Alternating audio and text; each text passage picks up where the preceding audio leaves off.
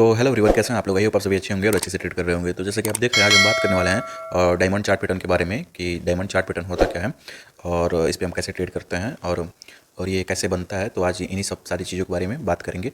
और हमारा जो होता है इसमें एंट्री कैसे करते हैं और एग्जिट कैसे करते हैं, टारगेट कैसे लगाते हैं, स्टॉप लॉस कैसे लगाते हैं और कैसे स्टॉप लॉस हिट होकर मोमेंटम करता है मार्केट और ट्रैप कैसे करती है चार्ट पैटर्न पे। तो ये आज इन्हीं सब सारी चीज़ों के बारे में हम बात करेंगे कि चार्ट पैटर्न होता क्या और कैसे वर्क करता है।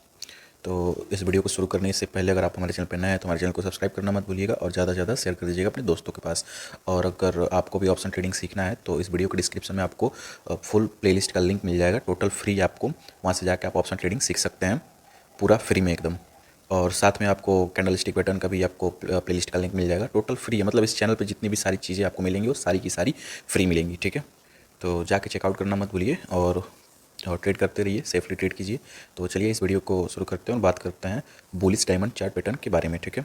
तो सबसे पहले इस चार्ट पैटर्न के बारे में बात करें तो इस पैटर्न के बारे में सबसे पहले यही कहेंगे कि ये जो चार्ट पैटर्न होता है ये एक बुलिश रिवर्सल चार्ट पैटर्न होता है। बुलिश रिवर्सल चार्ट पैटर्न होता है, ठीक है। ये जो चार्ट पैटर्न होता है क्या होता है? Bullish reversal.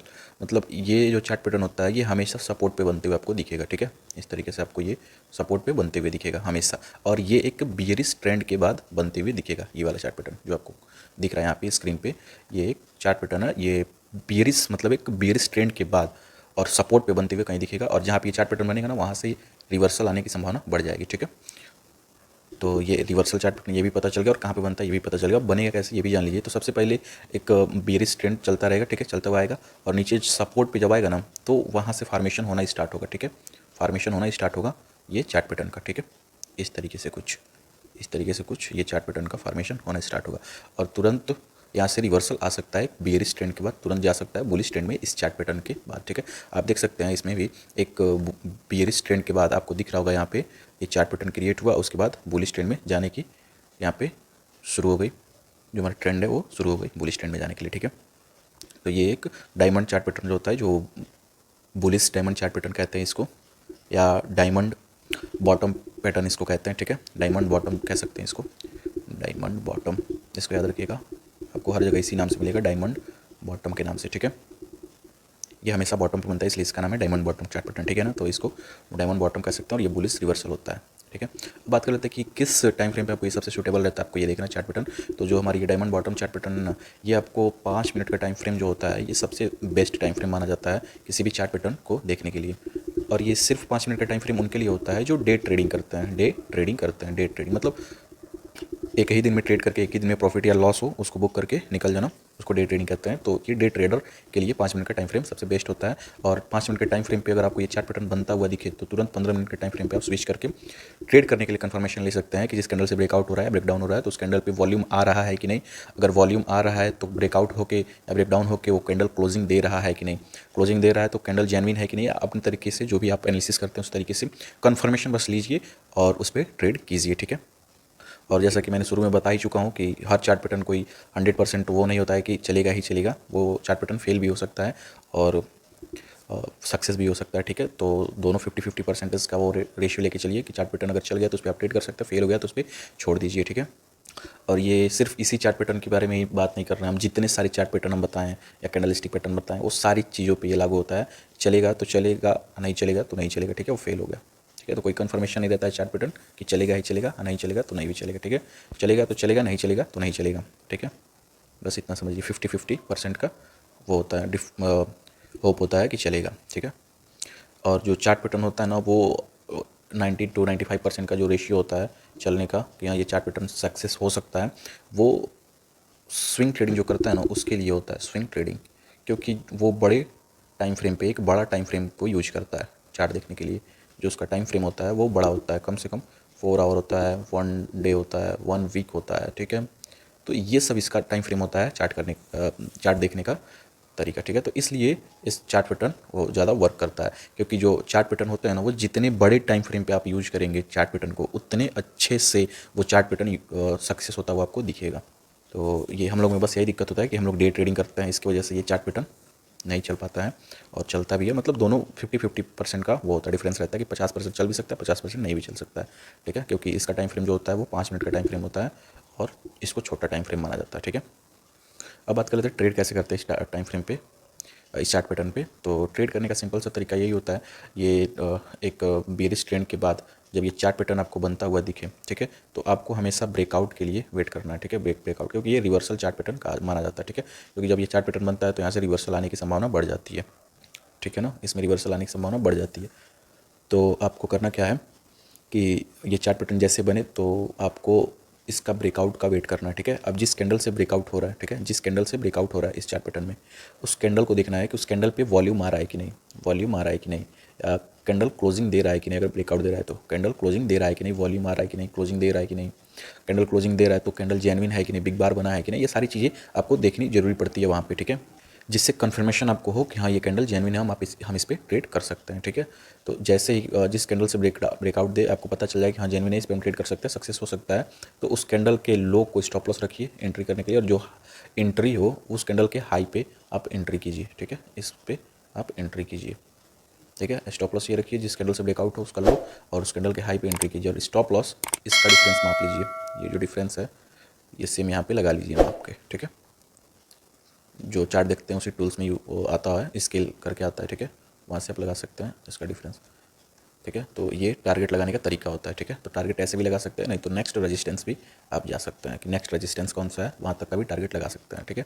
तो इस तरीके से टारगेट आप लगा सकते हैं। बात करते हैं स्टॉप लॉस कैसे हिट होकर मोमेंटम करता है और स्टॉप लॉस कैसे हिट होता है।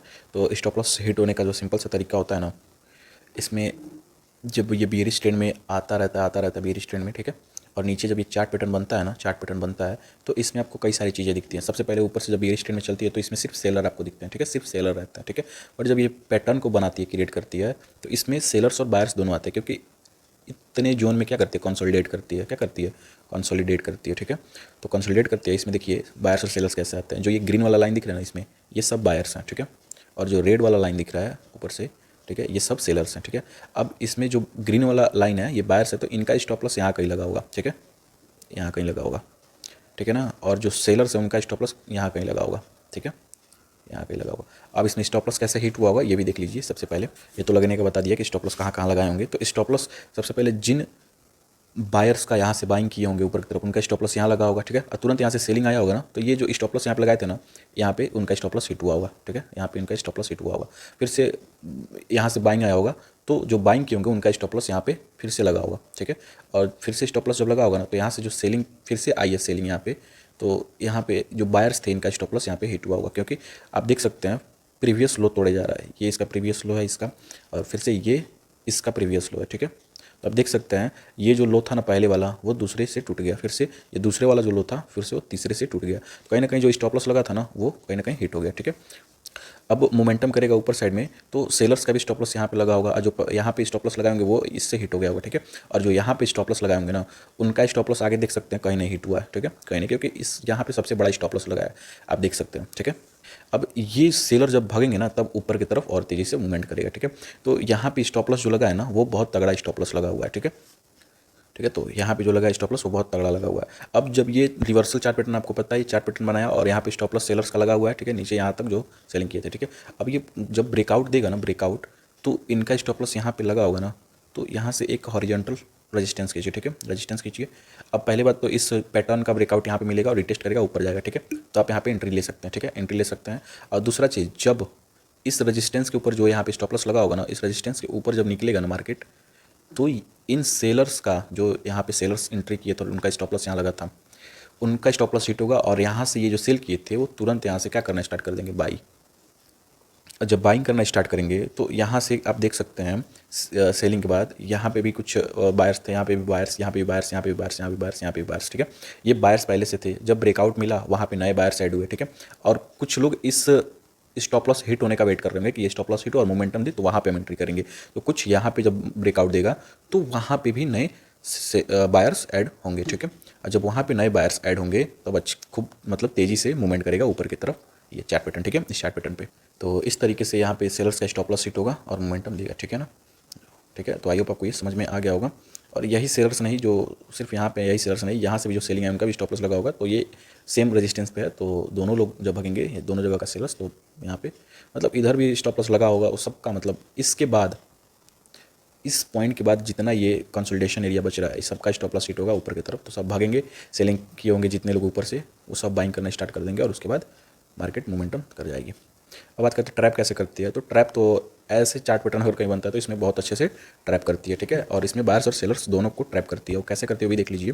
तो ऊपर जब बायर्स ऊपर तरफ जा रहा है, बायर्स मतलब जो ग्रीन दिख रहा है वो सब बायर्स हैं, ठीक है। अब और रेड दिख रहा है वो सब सेलर्स हैं, ठीक है। अब कैसे ट्रैप करेगी, तो फेक ब्रेकआउट देगी। तो जो ग्रीन वाले हैं, जो बायर्स हैं, वो क्या करेंगे, एंट्री करेंगे, तुरंत वहाँ से मार्केट नीचे आ जाएगी।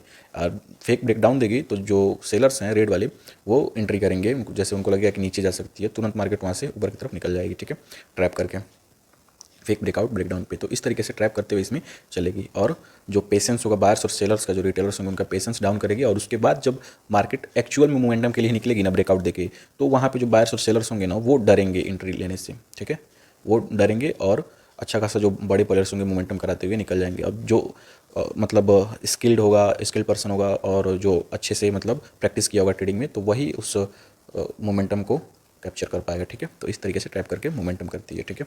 तो आई होप आपको ये सारी चीज़ें समझ में आ गई होंगी, ठीक है, कैसे ट्रैप करके मूवमेंट करती है। अब चलते हैं अपने चार्ट पे दिखा देने कि कैसे मूवमेंट करेगी करती है, ठीक है। तो चार्ट पे आपको दिखा दे रहे हैं हम। तो फ्रेंड्स यहाँ पे देख सकते हैं हम चार्ट पे आ गए हैं, ठीक है। और चार्ट पे आपको दिख रहा होगा एक बियरिश ट्रेंड के बाद ये चार्ट पैटर्न आपको बनते हुए दिख रहा होगा, ठीक है। ये चार्ट पैटर्न आपको यहाँ पे दिख रहा होगा बनते हुए, ठीक है, एक बियरिश ट्रेंड के बाद, ठीक है। और उसके बाद जैसे ब्रेकआउट मिला यहाँ पे, जैसे ब्रेकआउट मिला यहाँ पे, आप देख सकते हैं कितना अच्छा खासा मोमेंटम किया हुआ है, ठीक है। तो आप यहाँ पे देख सकते हैं कितना अच्छा खासा मोमेंटम किया होगा एक बियरिश ट्रेंड के बाद, कैसे डायमंड बॉटम चार्ट पैटर्न के बाद बुलिश ट्रेंड में गया हुआ है, ठीक है। तो आई होप आपको ये सारी चीज़ें समझ में आ गई होंगी। और अगर समझ में आ गई होंगी तो चैनल को सब्सक्राइब जरूर कीजिएगा और वीडियो अच्छी लगी हो तो वीडियो को लाइक जरूर कीजिएगा, ठीक है। तो चलिए आज के लिए बस इतना ही, मिलते हैं नेक्स्ट वीडियो में, तब तक के लिए बाय, थैंक यू।